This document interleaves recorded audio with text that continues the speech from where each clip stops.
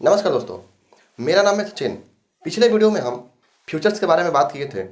इस वीडियो में हम बात करने वाले हैं कि ऑप्शंस क्या होते हैं, ऑप्शंस ट्रेडिंग कैसे की जाती है।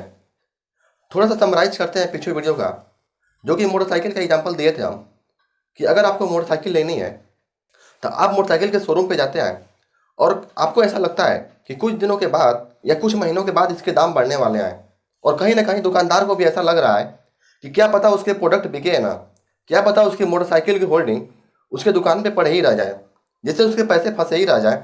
तो दोनों के बीच में एक एग्रीमेंट होता है कि हमको 2 महीने के बाद आज के प्राइस पे, इस प्राइस पे मोटरसाइकिल चाहिए, जिसको हम कहते हैं फॉरवर्ड कॉन्ट्रैक्ट। लेकिन इसी में अगर एक थर्ड पार्टी आ जाए जो इस पूरे चीज़ों की जिम्मेदारी ले, जो भी खरीद बेच हो रही है, अगर आप मान लीजिए कि पैसे दे रहे हैं, दुकानदार को पैसे दे रहे हैं, तो क्या पता आपके पैसे लेके भाग जाए, या ऐसा कुछ सिचुएशन ना हो। जो भी खरीद बेच हो रही है वो सही तरीके से हो, उसकी पूरी जिम्मेदारी अगर कोई ले रहा है, तो इसे हम कहते हैं फ्यूचर कॉन्ट्रैक्ट, जो कि स्टॉक मार्केट में स्टॉक एक्सचेंज लेता है।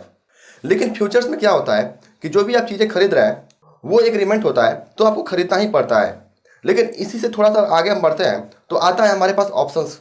ऑप्शंस में होता है कि हमारे पास ऐसे ऑप्शन अवेलेबल होते हैं कि चाहे तो हम उस शेयर को खरीदें या ना खरीदें। फ्यूचर में एग्रीमेंट हुआ था तो शेयर को आपको बाई करना ही पड़ेगा, लेकिन ऑप्शंस में ऐसा नहीं है। फिर से मोटरसाइकिल का एग्जांपल लेके देखते हैं कि जैसे मान लीजिए कोई नई मॉडल मोटरसाइकिल की मार्केट में आने वाली है, जिसको आप बाई करना चाहते हैं। अभी वो मार्केट में अवेलेबल नहीं है, जिसकी कीमत 1 लाख रुपए है। 2 महीने बाद वो मार्केट में आने वाली है, तो आप जाते हैं शॉप पे और दुकानदार के साथ एग्रीमेंट करते हैं ऐसा कि मुझे ये मॉडल चाहिए, ये मोटरसाइकिल मुझे चाहिए। तो दुकानदार यानी कि जो एजेंसी वाला है वो आपसे ऐसा कहता है कि आप इतने पैसे, कुछ पैसे इसका हमारे पास जमा कर दीजिए, यानी कि कुछ पैसे बुकिंग के रूप में इसको बुकिंग करा लीजिए, और जब ये मॉडल होगा हमारे पास 2 महीने बाद, तो आप इसे खरीद सकते हैं। यानी कि आपको एक ऑप्शन दे दिया, आपसे एक बुकिंग अमाउंट ले लिया उस मोटरसाइकिल के लिए। आप 2 महीने बाद उस आज के प्राइस पे उस मोटरसाइकिल को बाई कर सकते हैं, चाहे उस मोटरसाइकिल की प्राइस 1 लाख से बढ़ के 2 लाख रुपए हो जाए, और चाहे 1 लाख से घट के 50,000 रुपये हो जाए। अब चाहे तो आपके पास 1 लाख रुपए पे बाई करने के लिए आपके पास एग्रीमेंट है, चाहे तो आप उसे बाई कर सकते हैं 1 लाख रुपए पे। मान लीजिए अपने बुकिंग अमाउंट के रूप में उस मोटरसाइकिल को बुकिंग कराने के लिए 5,000 रुपये दे दिए, यानी कि 5,000 रुपये में आपने उस मोटरसाइकिल की बुकिंग करा ली, जो 2 महीने बाद आपको मिलने वाली है। और 2 महीने बाद मोटरसाइकिल की प्राइस घट के 50,000 रुपये हो जाती है, यानी कि 2 महीने के बाद आपको 95,000 यानी कि 95,000 रुपये और दे के उस मोटरसाइकिल को खरीदनी थी, क्योंकि आप 5,000 रुपये बुकिंग अमाउंट दिए हैं। लेकिन उस मोटरसाइकिल की कीमत मार्केट में 1 लाख रुपये से घट के 50,000 रुपये हो जाती है। तो आपके पास ऑप्शन अवेलेबल है, आपके पास यहाँ पे 2 रास्ते हैं। या तो चाहे तो अपने बुकिंग अमाउंट से ही बाकी के पैसे उसको दे के, यानी कि 95,000 रुपये उसको दे के उस मोटरसाइकिल को ले आइए, या चाहे तो किसी दूसरी दुकान से, किसी दूसरे शॉप से 50,000 रुपये में उस दूसरी मोटरसाइकिल ले आइए, उसी ब्रांड की, उसी कंपनी की। तो आपसे पूछता हूँ कि आप कौन सा करना चाहेंगे। डेफिनेटली आप 50,000 रुपये में खरीदना चाहेंगे, क्योंकि आपका यहाँ पे 45,000 यानी कि 45,000 रुपये आपके बच रहे हैं। क्योंकि अगर आप 95,000 देते हैं तो ये आपका लॉस होगा, क्योंकि वही चीज़ आपको यहाँ पे 50,000 रुपये में मिल रही है। तो शेयर बाजार में भी यही चीज़ें होती हैं, इसी को हम ऑप्शंस कहते हैं, क्योंकि यहाँ पे आपके पास ऑप्शन अवेलेबल हो जाते हैं। जो चीज़ें हम यहाँ पे बुकिंग अमाउंट के रूप में दिए हैं, शेयर बाजार में वो चीज़ हमें प्रीमियम के रूप में देना पड़ता है। अगर आपका लॉस भी होता है तो मैक्सिमम लॉस आपका प्रीमियम अमाउंट ही होता है, चाहे शेयर के दाम 100 रुपये से घट के 0 रुपये हो जाए, चाहे शेयर के दाम में कितने भी फ्लक्चुएशन आ जाए, आपका जो मैक्सिमम लॉस होगा वो प्रीमियम अमाउंट ही होगा। चलिए इसको एक एग्जाम्पल समझते हैं। जैसे मान लीजिए कि मेरी एक कंपनी है जिसका नाम है एसके ग्रुप ऑफ कंपनी, जिसके आज के शेयर के करंट प्राइस 1,000 रुपये है, और कहीं से मार्केट में ऐसा न्यूज़ मिलता है कि उस शेयर के प्राइस हमारी कंपनी में रिलायंस और एप्पल जैसी कंपनियां इन्वेस्ट करने वाली हैं। तो कहीं ना कहीं आपको ऐसा लगेगा मेरी कंपनी के शेयर के प्राइस काफ़ी ऊंचे जा सकते हैं। हो सकता है कि 1,000 रुपये से बढ़ के 2,000 रुपये या 2,500 रुपये हो जाए। लेकिन कहीं ना कहीं आपको ये भी दुविधा है कि क्या पता शेयर के प्राइस बढ़े या ना बढ़े, क्या पता एप्पल और रिलायंस मेरी कंपनी में इन्वेस्ट करें या ना करें, तो आपको बहुत बड़ा लॉस भी हो सकता है। तो आपके पास यहाँ पे ऑप्शन अवेलेबल है।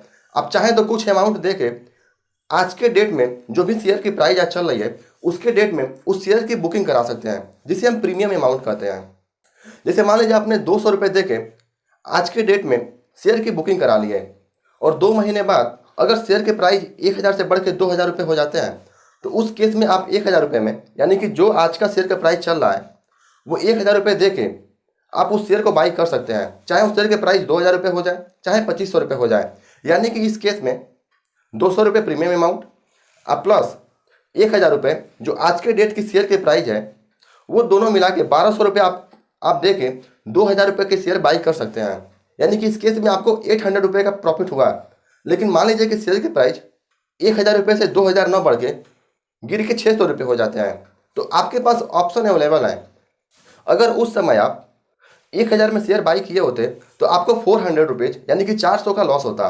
लेकिन चूंकि आपने 200 रुपये प्रीमियम अमाउंट दिया है, तो आपका जो मैक्सिमम लॉस होगा वो 200 रुपीज़ होगा। केवल 200 रुपये मैक्सिमम लॉस होगा, क्योंकि आपके पास ऑप्शन है कि चाहे तो शेयर बाई करें या चाहे तो छोड़ दें। जबकि फ्यूचर्स कॉन्ट्रैक्ट में ऐसा नहीं था। उसमें कॉन्ट्रैक्ट पे अगर साइन हो गया तो आपको शेयर बाई करना था, वहाँ पे ऑप्शन अवेलेबल नहीं था। इसलिए ऑप्शंस का उपयोग, ज़्यादातर ऑप्शंस का उपयोग आपके रिस्क को कम करने के लिए किया जाता है। क्योंकि जो रिस्क आपको 400 रुपये का होने वाला था, जो नुकसान आपको 400 रुपये का होने वाला था, वो मैक्सिमम नुकसान आपका 200 रुपये का होगा। यानी कि जो आपका प्रीमियम अमाउंट है वो आपका मैक्सिमम लॉस होता है यहाँ पे।